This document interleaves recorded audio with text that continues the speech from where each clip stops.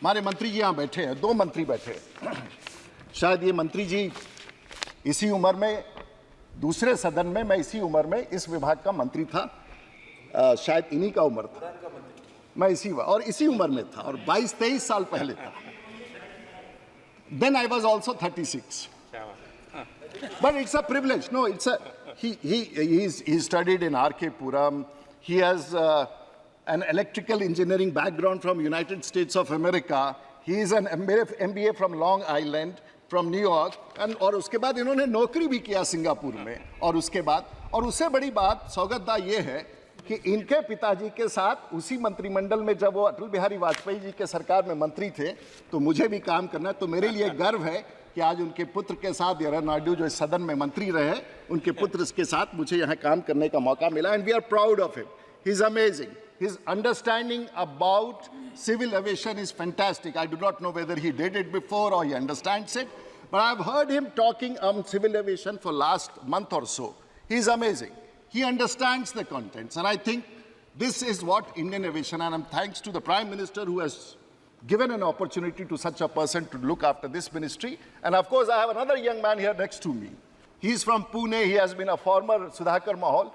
I'm flanked by the cabinet minister and the state minister, both of them. So I'm sure my words would be heard much better than what I was heard earlier.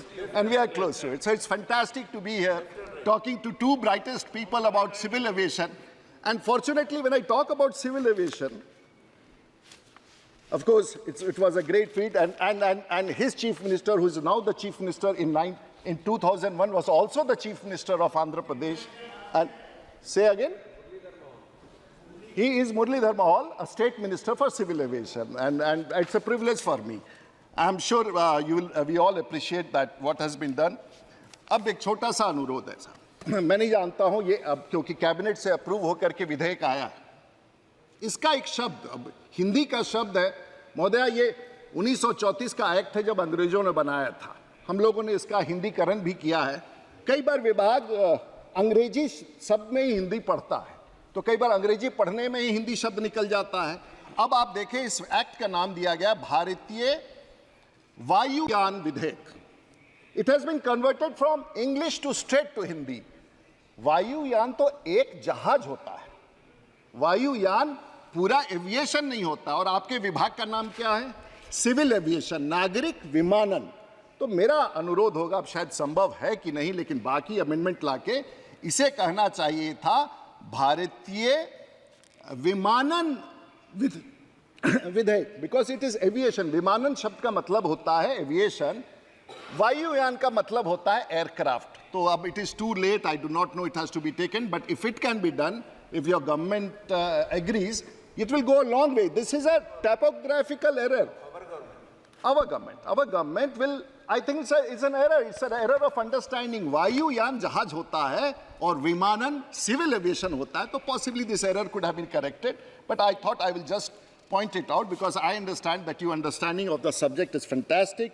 I heard you talking this morning on MROs. I think that subject I have been reading around. But it's an amazing understanding of MROs when he was talking about aviation and how things have been. So this was one aspect to it.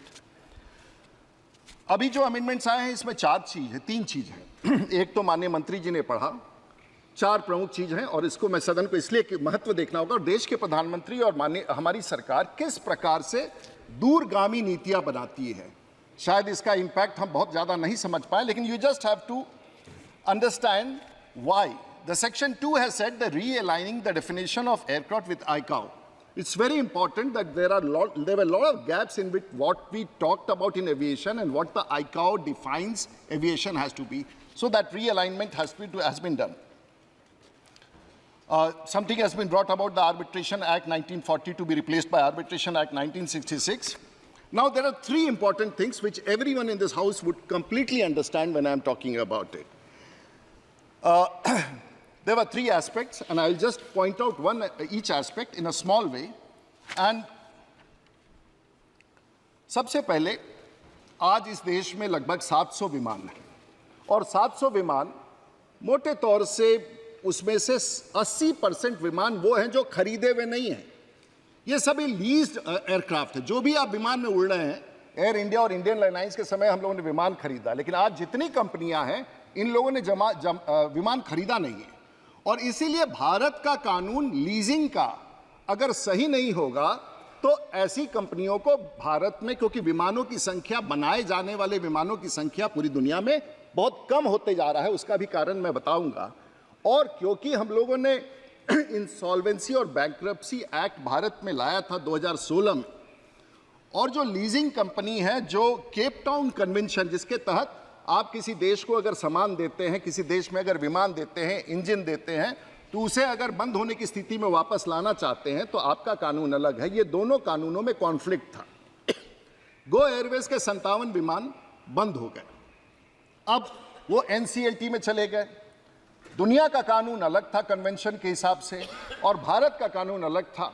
अब होता क्या है madam, अध्यक्ष महोदया, होता क्या है कि अगर आपका कानून कंट्राडिक्शन में है तो जो विमान लाख रुपया में आपको लीज रेंटल मिलेगा, क्योंकि आपका कानून कमजोर है और आपके देश पर भरोसा नहीं होगा, तो उसको 2 लाख रुपया में देगा। 2 लाख रुपया में अगर प्रति घंटा के हिसाब से या जो भी उसका हो, तो वो कीमत किसको चुकाना पड़ता है? वो कीमत पैसेंजर को चुकाना पड़ता है। और इसीलिए ये कानून में ये परिवर्तन करके जो परिवर्तन लाया गया है, मैं समझता हूं कि ये बहुत बड़ा है। लीजिंग का जो प्रीएम्बल है इस कानून का, ये बेसिकली गो एयरलाइंस में जो संशोधन था, गो एयरलाइंस में जो संकट उत्पन्न हुआ और वो लोग कोर्ट में चले गए, और विदेशी कंपनियां जिन्होंने विमान भारत में दे रखा था उनको वापस ले जाने में कठिनाई हुई, तो सरकार ने अंतर्राष्ट्रीय स्तर पर जाके भारत की छवि उस प्रकार से बनी रहे, उन्होंने किया है। और आज गो एयरलाइंस के कारण ये